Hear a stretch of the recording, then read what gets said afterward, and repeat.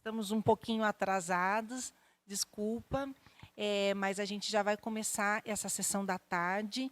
E nesse bloco da tarde, a gente vai ter uma apresentação maior, com cinco pessoas, né, falando aqui para a gente sobre esses olhares diversos na saúde da mulher.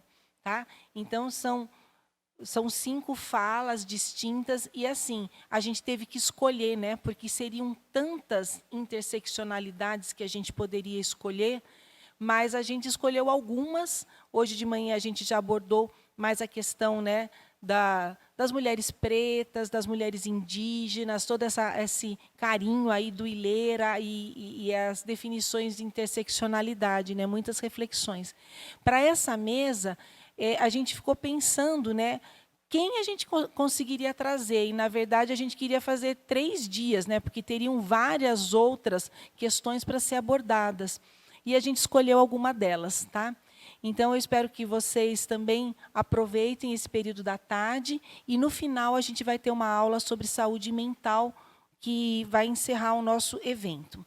Então, a primeira convidada vai ser a Mersha Jalalizade. A Mersha, ela é uma médica iraniana, analista de dados, especializada em uroginecologia e, atualmente, ela é doutoranda aqui na Faculdade de Ciências Médicas da Unicamp.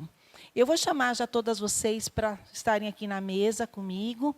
Então, vou chamar também a Karine Schutter, que ela é médica especialista em ginecologia, obstetrícia e sexualidade, trabalha há 10 anos com saúde de pessoas transgênero, médica voluntária do Ambulatório de Gênero e Sexualidade da Unicamp, coautora do livro Saúde LGBTQIA+, mais práticas de cuidado transdisciplinar.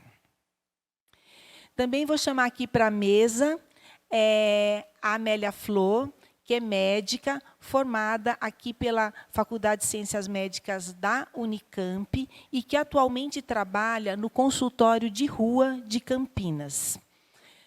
A Débora Ramalho Santos, que ela é graduanda da Faculdade de Enfermagem da Unicamp e membro da Comissão de Acessibilidade daqui da nossa universidade. Para finalizar a nossa mesa, a Amanda Danta Silva, que é mestra e doutoranda no programa de pós-graduação em tocoginecologia da FCM Unicamp, médica ginecologista e obstetra do Centro de Atenção Integral de Saúde da Mulher, aqui também da Unicamp. Então, a gente já está com a nossa mesa formada e eu vou passar a palavra para a Mersha. Mersha, a palavra é sua. E muito obrigada por ter vindo e obrigada a todas vocês. Se vocês quiserem bater palma agora para essa mesa aqui, tá?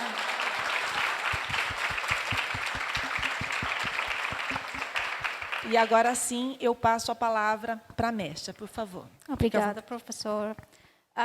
Eu sou Mersha, eu sou iraniana e eu tenho um pouco problema com português, muito pouco. Tenha piedade. Eu sou iraniana, mas eu casei com um brasileiro. Um dia eu disse para ele, amor, se eu morrer, minhas plantas vão morrer também, porque você não sabe como cuidar deles. Mas se você morrer, eu vou morrer também com fome, porque eu não sabe como dinheiro funciona nesse país. Mas ele disse que não. Amor, você vai morrer porque você não vai tomar banho. Essa é a verdade. Porque eu sou de um deserto. No deserto, a água é como ouro. Toma banho 2 vezes por dia. Nossa, brasileiros, o que é isso? Tá. Eu vou falar sobre olhares sobre os cuidados diversos de mulheres migrantes. O resumo, primeiro eu vou explicar definições, porque eu sou cientista, e cientistas sempre começam com definições. Depois, alguns números estatísticos do mundo e também números estatísticos do Brasil. Depois eu vou falar sobre barreiras de saúde entre todos os migrantes. Depois, barreiras específicas das mulheres. E depois eu vou contar minha história e minha experiência. Ok, quem sou eu? Eu sou médica. Eu trabalhei no pronto-socorro primário do pronto-socorro. Isso foi um hospital de alta rotatividade, muito perto do fronteiro da Afeganistão e Paquistão. O hospital estava no caminho do tráfico de pessoas. Por causa disso, eu tinha muitos pacientes migrantes, que é legal e também ilegal. Que muitos afegãos também. Ou enfermeiras locais dele me ajudam muito com barreiras de tradução e também barreiras de cultura. Depois eu fui para os Estados Unidos e eu fiz pesquisa laboratória no Johns Hopkins por 2 anos. Meu professor Reis, meu orientador agora. Eu conheci ele lá no Johns Hopkins, ele foi meu veterano. Depois eu fiz pesquisa no urogynecologia por 2 anos no Innova, Washington, D.C. Ok. Definições. Aqui. Quem é migrante? Migrante é uma palavra muito geral para alguém que está em movimento. Deixaram seus países e cruzaram fronteiras. O que é refugiado? Refugiado é alguém que está fugindo. Está fugindo, pode ser da guerra, pode ser risco de sofrer graves violências dos direitos humanos e perseguição. Aqui. O requerente do asilo é o refugiado antes de ser legalmente um refugiado, porque refugiado é uma palavra legal. Importante observação é que migrantes podem ser internacionais ou dentro de fronteiras, mas aqui eu vou falar só sobre migrantes internacionais. Não tem uma definição legal internacionalmente aceita de migrantes. Fontes diferentes têm definições diferentes sobre isso. Um migrante pode ser legal ou ilegal, refugiado ou requerente de asilo. A OMS e outras agências internacionais de direitos humanos não separamos imigrantes legais dos ilegais, mas eu vou separar eles porque, por minha experiência, tem problemas diferentes na área da saúde. Ok. Números. Estatísticas globais. Ok. Tem 281 mil migrantes internacionais no ano 2020. Metade delas são mulheres. Esse é 3,6% da população mundial. É muito, né? 42% dos migrantes que trabalham são mulheres também. Mas só 22% deles têm proteção social. E vou explicar a proteção social depois. São algumas estatísticas sobre refugiados. Tem 3 países com mais que originam o maior da refugiados. E meu país, Irã, é o segundo país que hospeda eles. Que eu trabalhei no setor público e eu tinha muitos pacientes que foram refugiados da Afeganistão. Estatísticas do Brasil. Brasil tem visto aumento anual no número de imigrantes entre 2011 e 2020. 24,4% por ano aumentação. No ano 2020, o Brasil tinha 1,3 milhão de imigrantes e 41,916 deles foram estudantes. E eu fui o número 6. Então, barreiras de saúde. A jornada pode ser muito exaustivo para eles. Acesso inadequado ao alimentar, acesso inadequado do água, saneamentos, pode ser doenças transmissíveis. Veja esse barco aqui. Se uma pessoa tem uma doença transmissível entre eles, todos eles vai ter a doença. A jornada pode ser muito difícil causar lesões acidentais, hipotermia, queimaduras, gravidez indesejada e complicação relacionada ao parto. O estado mental deles pode ser muito ruim por causa da jornada se eles são refugiados, eles estão fugindo de alguma coisa, tá? Eles podem ter depressão, ansiedade, transtorno de estresse pós-traumático e também saudade de casa. O acesso ao serviço de saúde pode ser muito limitado para eles. Elas são excluídos dos programas nacionais de promoção de saúde, que incluía prevenção, tratamento e cuidados de doenças, bem como da proteção financeira na saúde. Eles podem também enfrentar taxas de utilização elevadas, baixos níveis de literacia em saúde, fraca competência cultural entre os prestadores de cuidados de saúde, estigma e serviços de interpretação inadequados. Barreira da língua. Okay.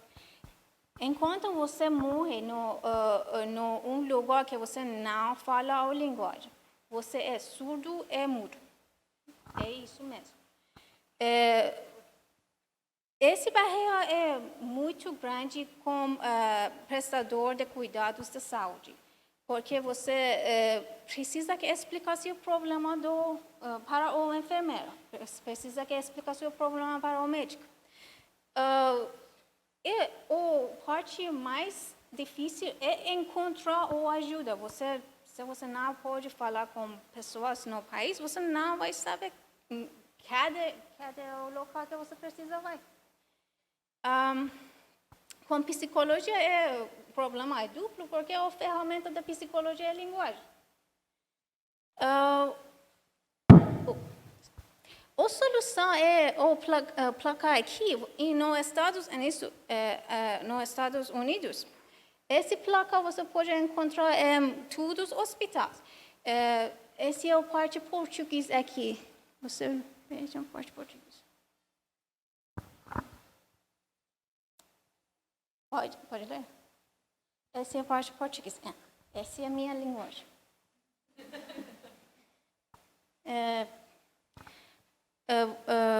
Você aponta para o seu idioma, eles ligam a alguém que pode traduzir por você. Eu já falei para o professor Suíta, se você precisa me ajudar com alguém, você pode me chamar. Mas meu idioma persa não é muito calmo.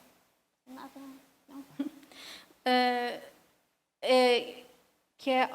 Essa é uma solução muito boa.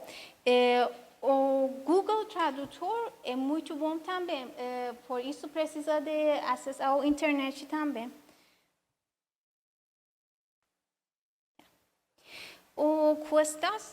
Questões de saúde específicas para mulheres. Okay.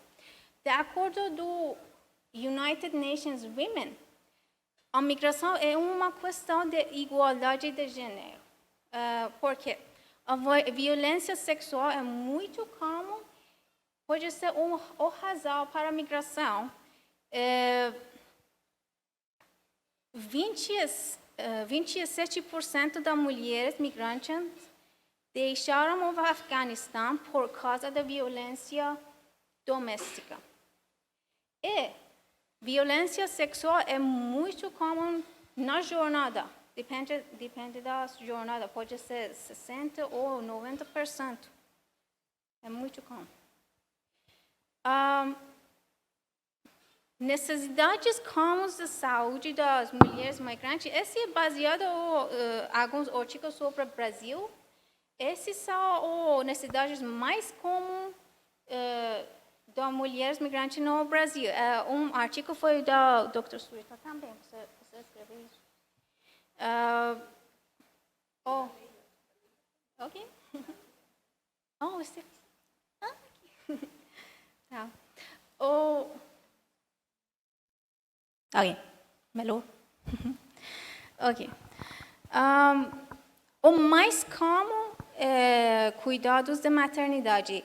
No Brasil também, outros países no mundo, porque algumas mulheres do país com economia não é muito bom, eles ficam grávidas e vai para um país com melhor economia para dar luz, que depende da lei do país. No Irã isso não funciona porque depende do pai do bebê. Mas acho que no Brasil, depende do local que você dá luz, né? Então, em alguns países, a necessidade muito mais comum é cuidados da maternidade. A segunda necessidade é planejamento familiar.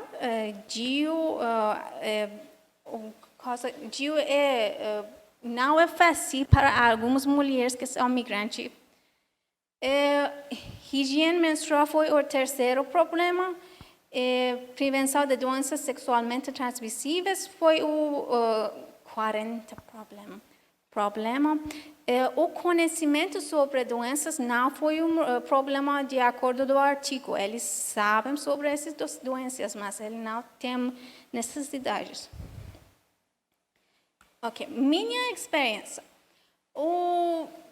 Minha experiência foi com migrantes do Afeganistão. O local que eu trabalhei foi no caminho do tráfico de pessoas. Abasteciam um carro, um sedã com tantos afegãos quanto possível. Consegui adivinhar quantas pessoas caberiam em um carro, de tamanho um carro sedã? Quantas pessoas dentro de um carro? 5, tem mais? 8. 17. 17. Eu fui o primário do pronto-socorro. Esse carro foi no acidente. 18 pessoas dentro da minha pronto-socorro. E eu sou um médico para 18 pessoas. A minha experiência com isso é que se o migrante é ilegal, eles evitaram os serviços de saúde pública até o último momento. Nós tínhamos um ditado: se um migrante ilegal entra no seu pronto-socorro, deixa o que está fazendo, vai para ele, porque ele está morrendo agora. Se eles entram no pronto-socorro, tem alguma muito errado com eles. Migrantes ilegais. Mas migrantes legais não foram mesmo. Eles podiam, por vezes, utilizar os serviços de saúde para coisas que não relacionadas com a saúde. Os médicos não gostam disso. Eu sei, não, médicos não gostam disso, mas algumas vezes eles vão para o centro de saúde para coisa que não é sobre saúde. Por exemplo, eles precisam de um abrigo temporário. Então, tome decisão com seu cérebro, mas abra seu coração. E alguns problemas culturais que eu vou falar para vocês. Algumas culturas são extremamente sensíveis ao fato de mulheres serem examinadas por médicos do sexo masculino. Não, essas culturas, as mulheres não iam às clínicas se não houvessem médicos. Se você é um médico, uma mulher dessa cultura vai para a sua clínica, tem algum problema muito errado. E a última coisa, as relações sexuais antes do casamento. Em algumas culturas, colocamos jovens mulheres em risco de serem prejudicadas pela família. Seja muito discreto, muito, muito discreto. E também, se você pergunta em frente da família, espera mentira. Ok, obrigada por assistir. Isso.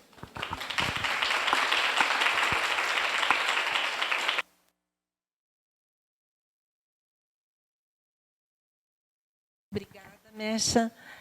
Por favor, sente-se conosco aqui e eu já vou passar a palavra para a Karine, por favor.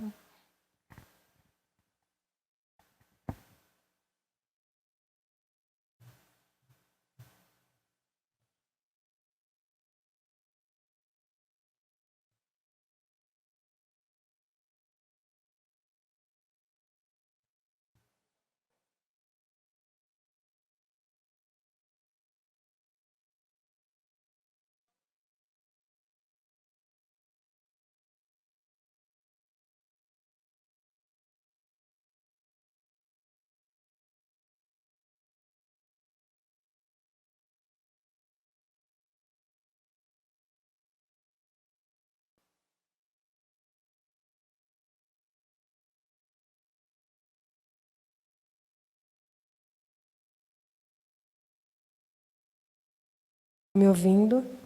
Sim.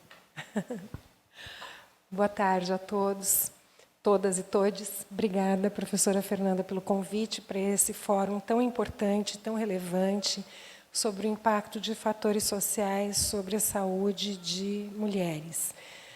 A parte que me coube falar foi uma reflexão sobre os olhares, sobre os cuidados de pessoas LGBTQIA+. E eu mudei propositalmente de mulheres para pessoas, porque a primeira questão que eu queria trazer para vocês era uma reflexão do que define uma mulher. Quem são as mulheres de quem nós estamos falando? E isso se faz absolutamente relevante dentro da minha fala, porque é uma fala que trata fundamentalmente de gênero, além das orientações sexuais diversas, mas também de gênero. O que é uma mulher? Quem são as mulheres? São pessoas que têm ovários, que têm útero, vagina, mamas. Uma pessoa que tem pênis pode ser também uma mulher. E uma pessoa que tem útero, vagina, ovários pode ser um homem. E se essas pessoas tiverem uma genitália intersexo? Então, o que define uma mulher? Deixo a pergunta para vocês pensarem. Mas vamos dar uma ajudinha aqui. Então, eu trouxe o genderbread, que parece um gingerbread, mas é de gênero, né? Por isso genderbread. E, apesar de ser uma figura muito clichê, já aparece em tudo que é lugar que se fala sobre gênero, eu o trouxe mesmo assim, porque acho que é uma ilustração extremamente didática, apesar de bastante reducionista, em relação a todas as possibilidades de diversidade de gênero e orientação sexual que se apresentam dentro da humanidade, mas é bastante didático. Então, quando a gente fala de sexo, o sexo de alguém, a gente está se referindo à aparência genital daquele ser humano no seu nascimento, que pode ser um sexo masculino, com pênis, testículos, um sexo feminino, com vulva, vagina, ou uma genitália intersexo. Quando a gente fala de identidade de gênero, isso é outra coisa. E não necessariamente é linear.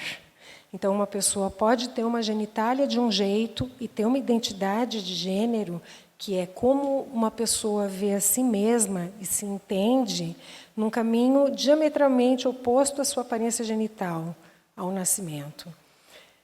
E pode ser uma identidade feminina, independentemente dos seus genitais, uma identidade masculina, independentemente dos seus genitais, uma identidade agênero, onde a pessoa se vê num gênero que não faz parte dessa binariedade que a humanidade entende como o usual, e pode ser qualquer coisa fluida entre essas duas possibilidades de gênero. Às vezes a pessoa se entende como uma pessoa do gênero masculino, às vezes com um espectro mais feminino de identidade. Quando a gente tem uma pessoa com sexo genital masculino, que tem pênis, tem testículos, mas ela tem uma percepção de si mesma como mulher, a gente chama essa mulher de uma mulher transexual. Quando a gente tem uma pessoa que tem uma genitália feminina e uma identidade feminina, é uma mulher cis, ou seja, quando tem a genitália combinando com a identidade, é uma pessoa cis. Quando tem uma genitália e uma identidade que não se combinam, a gente fala de uma identidade trans, com todas as possibilidades que tem nisso. Então, eu posso atender uma mulher trans que é uma mulher. E para quem vai fazer os cuidados de saúde dessa mulher, né? Eu posso ter um homem que tem uma genitália que precisa colher Papa Nicolau, muitas vezes precisa usar método contraceptivo, mas ele se vê como homem, ele é um homem, mas tem uma genitália e mamas que exigem cuidados habitualmente dados a mulheres, né? Assim como as mulheres cis também têm mamas, precisam de cuidado de saúde sexual e reprodutiva, e a gente precisa acolher todas essas pessoas no âmbito do nosso conhecimento médico de atendimento. Então, o que se vê na prática é que todo esse grupo acaba procurando pessoas da especialidade da ginecologia para receberem cuidados, né? As mulheres, inclusive as mulheres trans, mesmo as que não fizeram cirurgia de redesignação, de alteração de genitais, de construção de neovagina, a experiência mostra que essas mulheres, quando elas vão ao ginecologista, elas têm uma experiência muito interessante de afirmação de identidade de gênero. É algo muito bonito da gente ver. E, por fim, quando a gente olha no coraçãozinho do Genderbread, a gente está falando sobre orientação sexual, a quem cada um de nós dirige o seu desejo, né? Esse desejo pode ser um desejo homossexual, pode ser heterossexual, pode ser pansexual, quando eu dirijo esse desejo a mais do que um gênero. Pode ser assexual, inclusive, que é quando o sexo não faz muito sentido para aquela pessoa e ela não pode ser estigmatizada nem excluída do cuidado por conta disso. E, por fim, o pontilhado significa a expressão de gênero, como eu me apresento socialmente, né? E aí eu trouxe essa figura, essa ilustração desse casal muito simpático para fazer com que todo mundo pense sobre quem é que cuida dessas pessoas. Ela é uma mulher trans, ele é um homem trans e ele está grávido, né? Então, ele é um homem que necessita de cuidados de saúde ginecológica e obstétrica e ela é uma mulher trans que necessita de cuidados em relação à sua mama e em relação à sua saúde reprodutiva também. Só para a gente pensar e para problematizar a questão de gênero e de orientação sexual. Eu vejo todas as áreas de atuação humana, profissional, como, por exemplo, o direito, a medicina, a enfermagem, são áreas que precisam... elas não adequam as pessoas ao seu conhecimento. Elas precisam adequar o seu conhecimento às pessoas. Então, é mais do que na hora da gente repensar o nosso conceito de gênero para que a gente não exclua um grande contingente de pessoas de acesso à saúde, da assistência médica e de saúde que elas necessitam. E aí tem quem diga que a questão de gênero e de orientação sexual diversa é uma coisa da modernidade, que antigamente não tinha essas coisas. Então, eu vou trazer um pouquinho de história para vocês. Conta-se, isso não é confirmado historicamente, mas conta-se que o Papa João VIII, isso mesmo, na verdade teria sido uma papisa no final do primeiro milênio, século IX, X, e que inclusive teria dado à luz um bebê. A história de Lili Elbe, acho que todo mundo assistiu A Garota Dinamarquesa, se não assistiram, assistam, porque a história de Lili Elbe é muito iconográfica. Uma artista plástica que viveu todos os preconceitos. Se hoje existe um monte de preconceito em relação à transgeneridade, vocês imaginam no início do século XX. Viveu todas as dificuldades do preconceito e todas as dificuldades de acesso à saúde e a mudanças corporais que, para ela, eram tão importantes para viver. Por fim, o caso da Christine Jorgensen, por fim não, porque eu vou falar de mais coisas, mas por fim, em termos de procedimentos médicos, assim, para pessoas trans, Christine Jorgensen nasceu George William Jorgensen no Bronx em 1924 e já adulta soube de um médico na Dinamarca que trabalhava com hormônios femininos e foi atrás dele. E ficou 1 ano em atendimento lá. Foi o primeiro caso de hormonização de pessoas trans no mundo.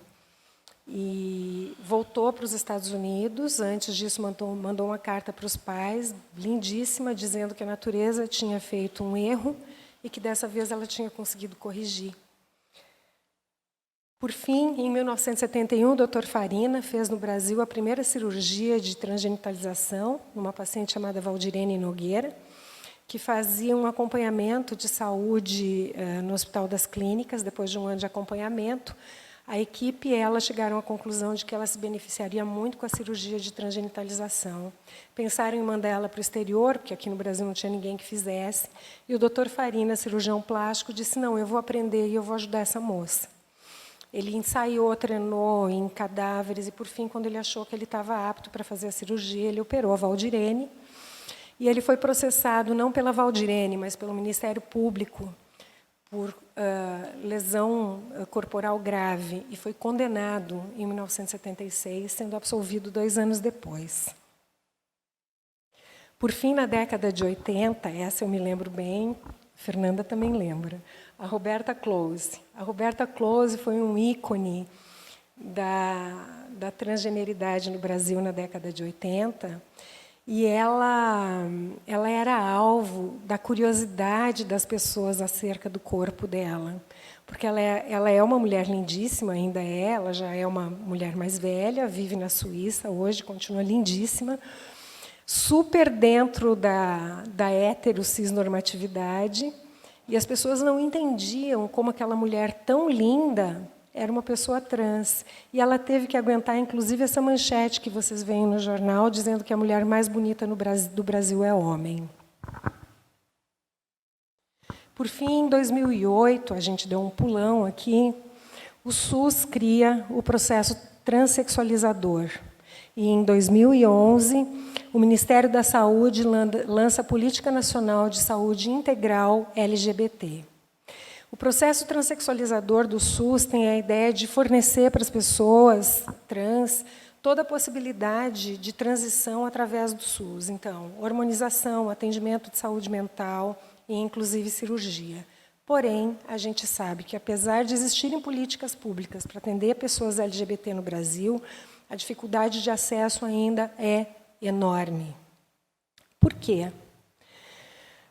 A medicina, assistência à saúde, ela é atravessada contundentemente pela heterocisnormatividade. E quando alguém foge da linearidade, sexo, gênero e orientação sexual, ou seja, uma mulher é uma pessoa que tem vagina, que tem ovários, que tem útero, que tem mamas e que é heterossexual, quando se foge disso, todas as camadas de assistência, elas acionam mecanismos de correção desse desvio. E quais são esses mecanismos? Um deles é o discurso da não diferença. Então, é comum a gente ouvir de profissionais da saúde que todas as pessoas são iguais e que todas as pessoas são atendidas de uma maneira igual. E esse discurso é perverso, porque, a partir do momento em que eu falo, ele é disfarçado de justiça, e, a partir do momento que eu falo em que todas as pessoas são iguais, eu estou invisibilizando vulnerabilidades. E eu não enxergo que uma pessoa LGBT tem, sim, dificuldade de acesso, e, portanto, eu preciso desenvolver ações para que essa barreira de acesso seja superada. Um outro discurso que aparece é o de eu não sei atender. Eu não sei atender. Olha que coisa, né? A culpa é da faculdade que não me ensinou. E, sim, existe uma questão institucional da academia que ainda é muito séria, vem mudando, paulatina e vagarosamente, mas a academia ainda dedica muito tempo para o ensino de particularidades da saúde LGBT, LGBTQIA+. Porém, vamos combinar que o conhecimento médico nunca foi tão acessível na história da humanidade como ele é hoje. E hoje, se algum profissional da saúde quer aprender alguma coisa, é só sentar na frente do computador e se dedicar a estudar, que ele aprende. Então, esse discurso do eu não sei, eu vou encaminhar, em primeiro lugar, vai encaminhar para quem, cara pálida? Certo? Porque tem pouca gente que conhece e que se disponibiliza a fazer atendimento para as pessoas LGBTQIA+. Então, quando eu encaminho para alguém, eu estou colocando mais uma barreira de acesso à saúde para essa pessoa que já passou um cortado danado para conseguir chegar naquele profissional. E eu escondo com isso, esse eu não sei, eu escondo o eu não quero atender. Outro discurso, que eu acho que é o pior de todos. A gente está aqui para atender as pessoas, é que não vêm. As pessoas não vêm porque elas não querem. Porque eu jogo toda a responsabilidade da dificuldade do acesso no paciente, e eu não assumo a minha responsabilidade enquanto instituição como uma barreira de acesso que é extremamente importante. A heteronormatividade, ela aparece de uma maneira muito contundente também no atendimento de pessoas gays e lésbicas. Então, como ela aparece, né? A heteronormatividade diz que os homens são pessoas ativas sexualmente, com uma multiplicidade de parcerias e incessantes na questão por busca de sexo. Então, quando um homem gay procura assistência, normalmente o que existe é uma hipervisibilização da sexualidade dele, e ele, ao invés de ser uma pessoa que procura uma assistência de saúde por N motivos, ele se transforma, ele é estigmatizado numa pessoa de risco para infecções sexualmente transmissíveis, e o atendimento dele é reduzido a isso. Quando uma mulher lésbica procura atendimento, e eu sou ginecologista, estou cansada de ouvir isso no consultório, a sexualidade dela é invisibilizada. Por quê? Porque a sexualidade de uma mulher ela é vista quando essa mulher recebe sexo penetrativo de um homem. Então, as mulheres lésbicas elas fazem menos Papa Nicolau, elas têm menos cuidados em relação à orientação de sexo seguro, por conta dessa invisibilização da sexualidade feminina. O resultado de toda essa salada aí é um silenciamento e um apagamento das peculiaridades dessa população, que, afinal de contas, é uma população que tem grandes riscos quanto a questões psiquiátricas, é uma população com maior risco de obesidade, de adição, de tabagismo, alcoolismo, consequentemente de doença cardiovascular, diabetes, etc., etc., etc. E aí, quais são os desafios diante disso, né?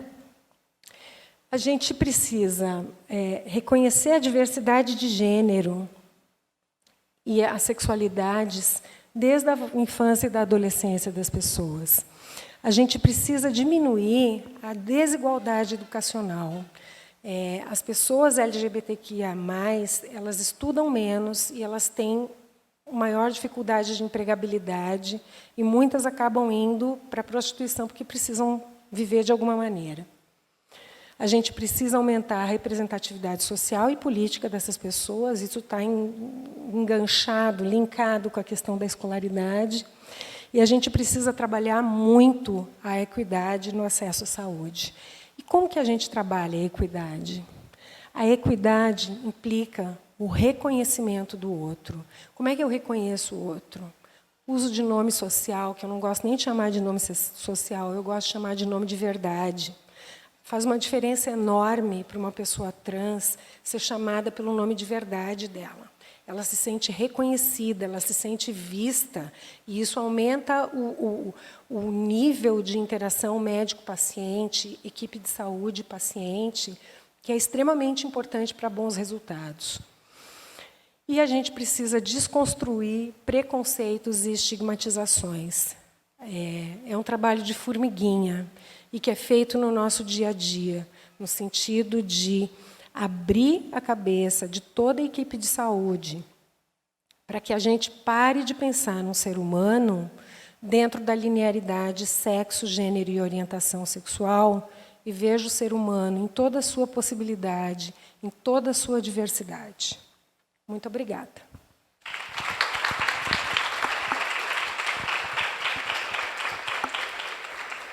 Muito obrigada, Karine. E é um prazer estar com a Karine aqui. A gente foi residentes juntas, tá? Então, assim, é um reencontro muito bom ter a Karine aqui comigo hoje. Já dando seguimento, vou passar a doutora Amélia, por favor. Então, a Amélia, né, formada aqui pela Unicamp, e vai falar para a gente de uma coisa que eu preciso aprender. Hoje de manhã, a gente estava falando, né, o quanto que a gente vem para aprender nessas mesas. Ixi, sumiu aqui, por favor. Eu vou tentar pegar lá. Qual que é a sua, Amélia? Me ajuda. Essa, eu vou clicar em cima, porque sumiu a tela aqui da frente.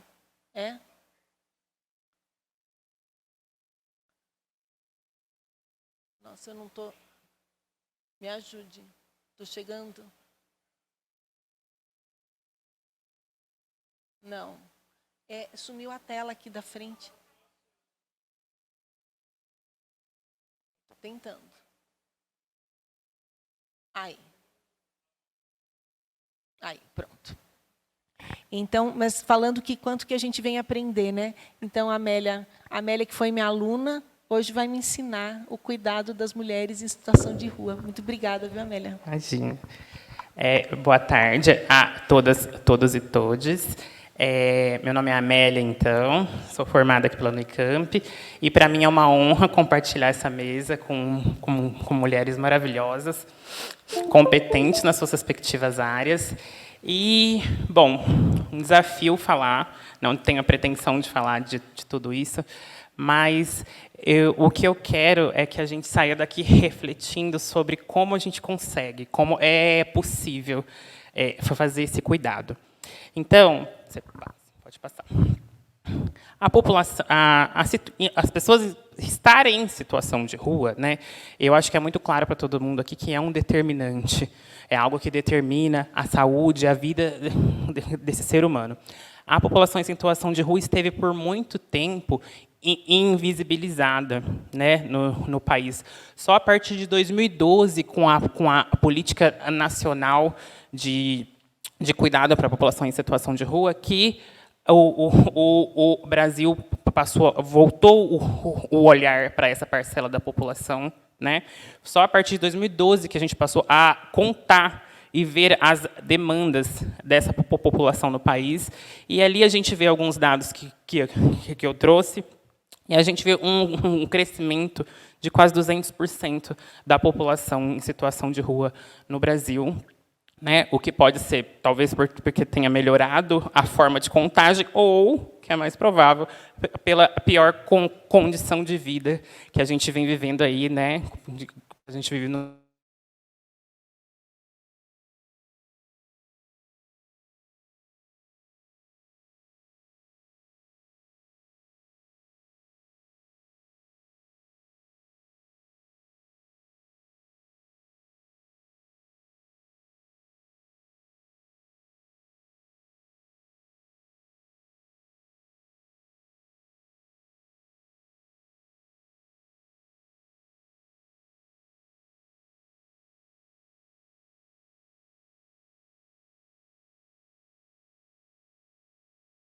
E é um campo de batalha, né? Nada está dado na saúde da mulher, né? Nada é garantido. A gente continua brigando e lutando pelas coisas, porque, infelizmente, ainda tem muita influência, né? A nossa sociedade ainda é regida por homens. Então, há muito controle sobre os corpos, né? E uma idealização da maternidade, né? No cuidado da saúde da mulher. E, quando a gente fala de mulher em situação de rua, né, essa mulher, quando a gente pensa, ela é muito atrelada à prostituição, à dependência química, né, e à criminalidade, principalmente. Os artigos que eu trouxe aí de referência vão demonstrar isso.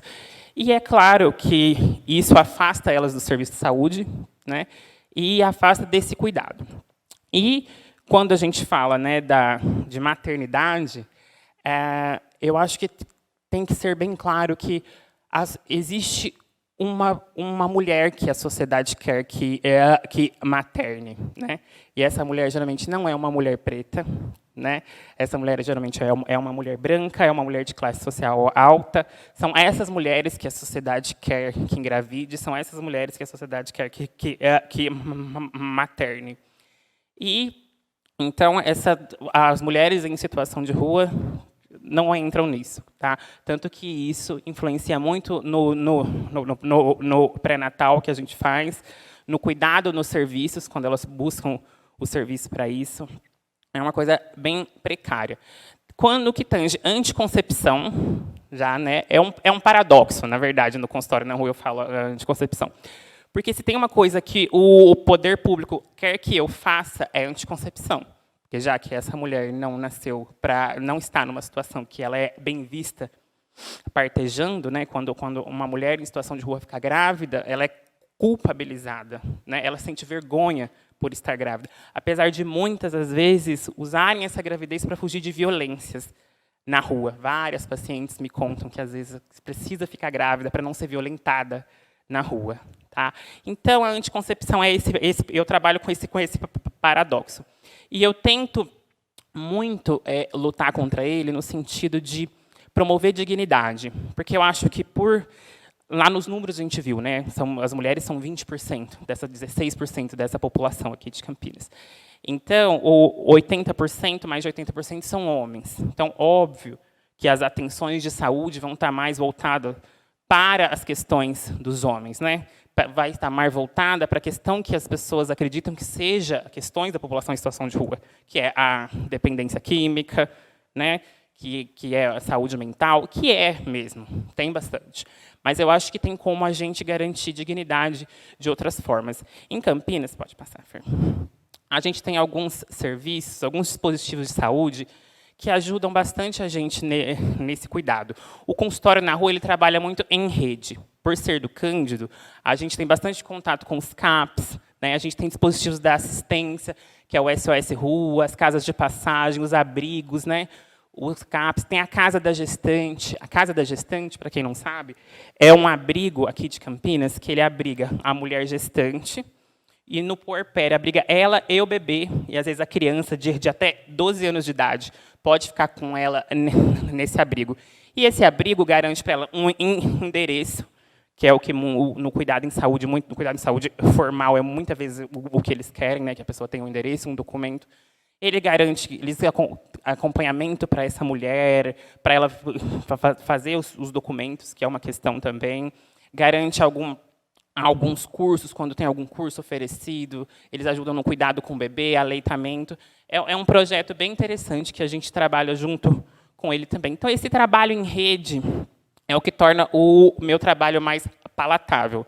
É o que torna a gente lutar contra eles querem, que é a necropolítica, né? É a gente lutar contra a necropolítica, que é o que a gente faz no consultório na rua. Pode passar. E aí eu trouxe um pouco do nosso trabalho.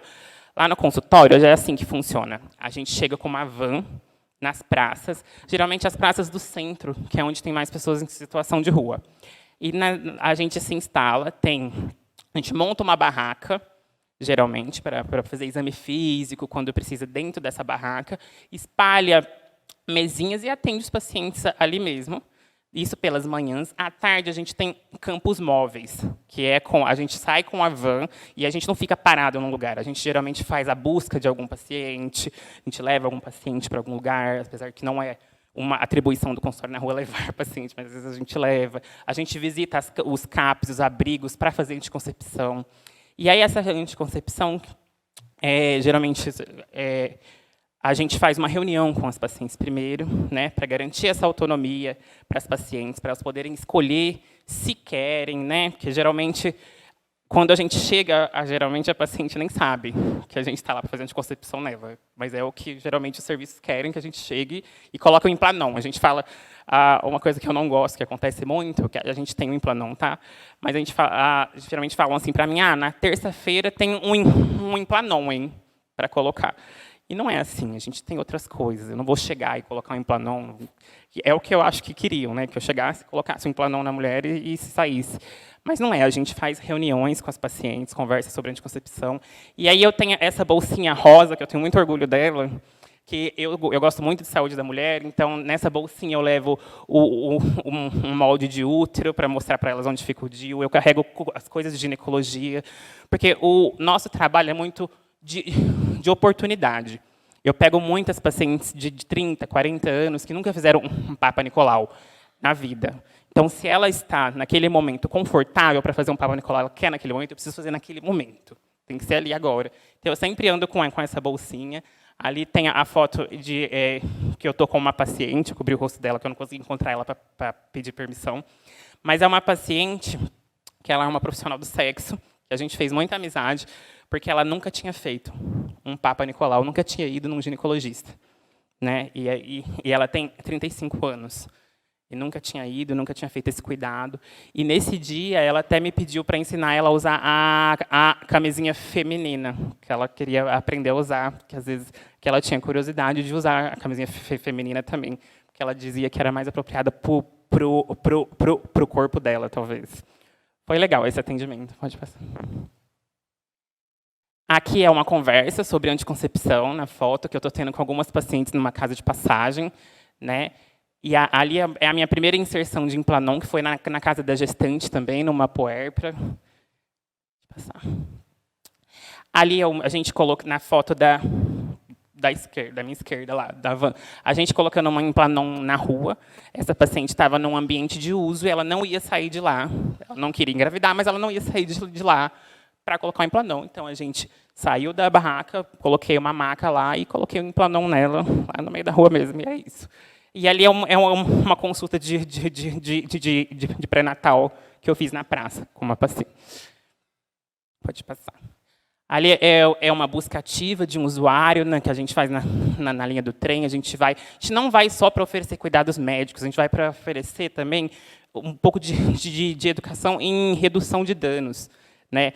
Então, a gente explica como amenizar as consequências do uso, a gente leva protetor labial, a gente leva água. Água, para eles, é uma coisa muito importante e muito rara. Tá?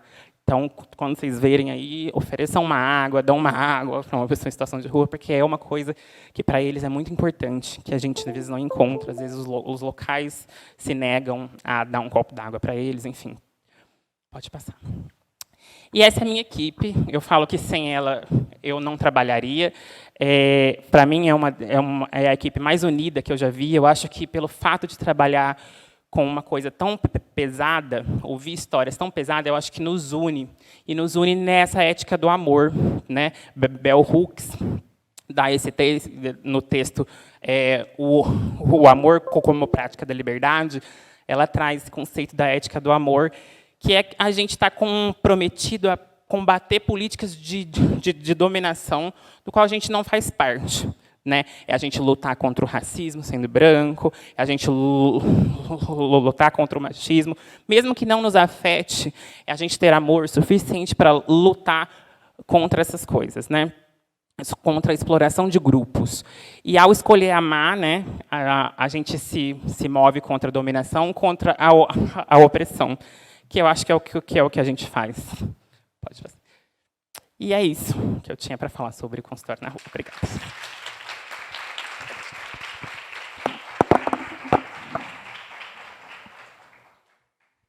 Muito obrigada, Amélia.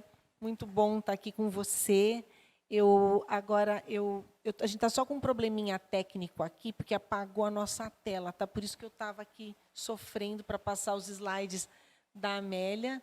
E agora a gente está tentando sair para voltar nas apresentações, para abrir as próximas apresentações aqui.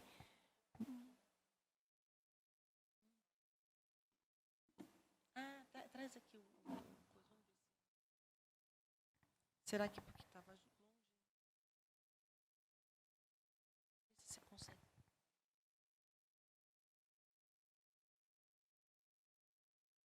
Mas, assim, muito obrigada, tá? Estou muito contente com vocês aqui comigo. E a nossa próxima palestrante vai ser a Débora Ramalho Santos, que é graduanda da Faculdade de Enfermagem, né? Já falei aqui, e membro da Comissão de Acessibilidade aqui da Unicamp.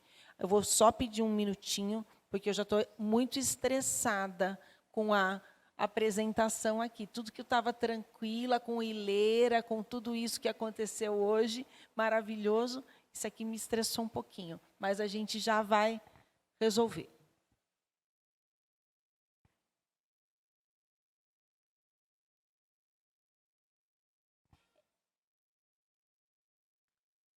Talvez também, se alguém já quiser fazer alguma pergunta, enquanto a gente resolve isso, nós temos já aqui a Mesha, a Karine, a Amélia.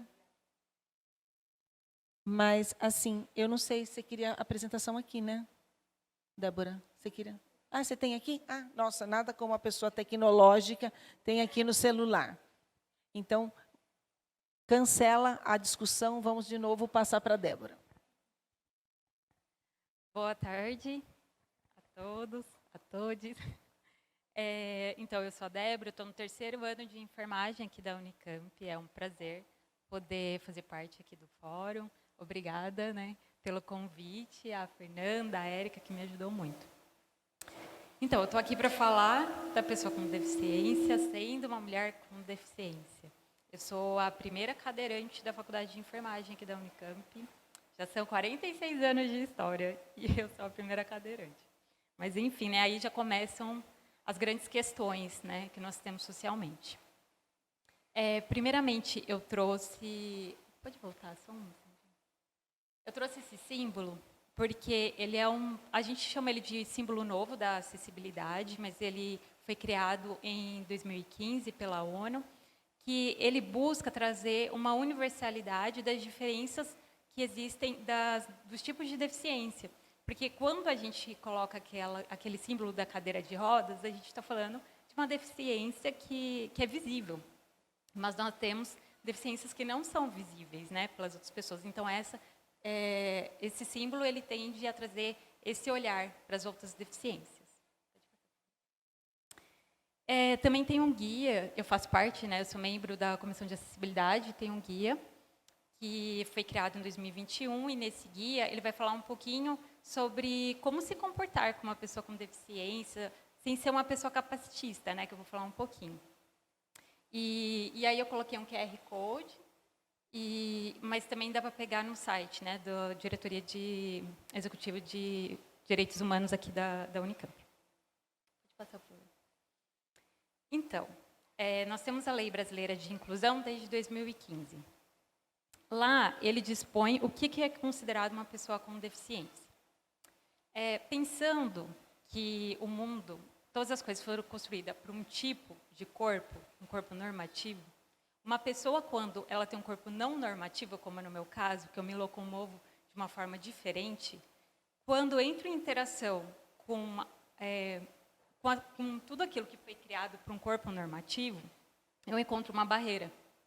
E a partir dessa interação com essa barreira que eu sou considerada uma pessoa com deficiência. Portanto, não é o meu corpo que tem deficiência, é a interação dele com barreiras que foram coisas criadas para pessoas sem deficiência. E aí eu também coloquei a parte que fala da saúde da pessoa com deficiência, que está lá na lei. No capítulo 3, ele vai falar só sobre o direito à saúde, que, infelizmente, a gente sabe que não é acessado por todas as pessoas com deficiência. quando entrei na enfermagem, eu tinha uma visão, e agora que eu faço as práticas, as coisas ficaram um pouco mais claras para mim. Então, não se espera ver uma cadeirante sendo uma futura enfermeira, isso é muito claro. Então, eu, por exemplo, não escolho o meu campo de prática, eu sou a única aluna que não tem essa escolha. Eu preciso de um lugar que seja acessível, sendo que todos os lugares tinham que ser acessíveis. Né? Estamos falando de centro de saúde e de um hospital. Né? Então, quando eu me deparei com essa situação, eu percebi o abismo que existe, né? Entre aquilo que está na lei e aquilo que realmente acontece. E também, agora, que nem nesse semestre, eu estou na parte de saúde da mulher, então eu entro no consultório de ginecologia, mas eu não percebo que se espera que uma mulher com deficiência entre no consultório de ginecologia. Nada é acessível. Né? O banheiro não é acessível, a maca é muito alta, uma série de questões. Né? E eu também trouxe aí nessa imagem o cordão, né, que foi sancionada a lei agora esse ano, que é para as pessoas que têm deficiências não visíveis, né, utilizarem todo mundo saber que está lidando com uma pessoa com deficiência. Deixa eu passar, por favor. O que é acessibilidade? Acessibilidade, será que é uma rampa? Porque toda vez que eu vou em algum lugar e eu pergunto se esse lugar é acessível, você não pode vir que tem uma rampa. Mas não é apenas uma rampa, uma plataforma, um banheiro acessível, é muito mais do que isso. Então, para um lugar ser considerado acessível, ele precisa me trazer segurança, autonomia e independência. Se não me trouxer essas coisas, eu tenho uma falsa acessibilidade. Então, eu já cansei de ir em um lugar que eles falam, não, pode vir que tem uma rampa. Só que eu chego no lugar e a rampa, ela é de uma angulação estranha, assim, eu não sei quem fez, né? Aquilo, mas com certeza não foi pensado para uma pessoa com deficiência, só por lei. Precisa ter. Infelizmente, isso acontece. E aí também a gente acaba caindo a diferença entre integração e inclusão. Né? Porque o que eu vejo, todo mundo fala de inclusão, mas na verdade nós não temos inclusão. Né? Eu sempre sou colocada em ambientes onde eu tenho que me adaptar a ele, não ele foi pensado para me receber.